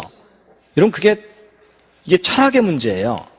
이 생명을 복제하는 것이 가능하냐 불가능하냐 이런 기술적인 문제가 아니고요, 철학의 문제인데, 여러분 오늘날 생명복제를 자꾸 시도하려는 이유 중에 하나가 뭐예요? 우리 장기 고장나면 바꿔치기 하면서 영원히 살려고 노력하는 거잖아요. 그렇죠? 지금은 수명을 연장하는 정도지만 기술이 더 발달하면 우리 인간의 힘으로 계속 영원히 살아갈 수도 있을 거다라면서 지금 가고 있잖아요. 그렇죠? 여러분 그거에 속으면 안 돼요. 여러분 인간은 절대로 창조자가 아니기 때문에 인간의 힘으로는 영원히 못 살아요. 근데 누군가가 자꾸 속삭이는 거예요. 너희들이 노력하면 영원히 살 수 있을 거야. 하나님 의지하지 마. 너희들끼리 잘해봐. 뭐 이런 거거든요. 여러분 절대 안 됩니다. 마지막 꽃다발입니다. 수고 많으셨습니다. 예. 그래서 여러분, 제가 이렇게 오늘 열심히 얘기했지만 여러분이 다음 시간까지 이 내용을 기억할 거라고는 제가 기대를 안 합니다. 예, 이 변질의 법칙에 의해서 예, 이게 자꾸 무너지거든요. 그렇죠? 그래서 우리가 자꾸 반복해야 되는 이유가 그거예요. 예, 무너지면 또 쌓아 올리고 무너지면 또 쌓아 올려야 유지가 됩니다. 이해가 되셨죠? 그래서 여러분요, 이 강의 들으시면은요, 듣고 나서 이해가 됐다, 나 다 안다 이러시면 안 돼요. 이거 듣고 나신 다음에 반드시 가셔갖고 누군가를 붙잡아 놓고 복습을 하셔야 됩니다. 제발 내 얘기 좀 들어줄래? 이러면서 꼭 복습을 해야 자기 거가 됩니다. 잠깐 기도하고 마치겠습니다.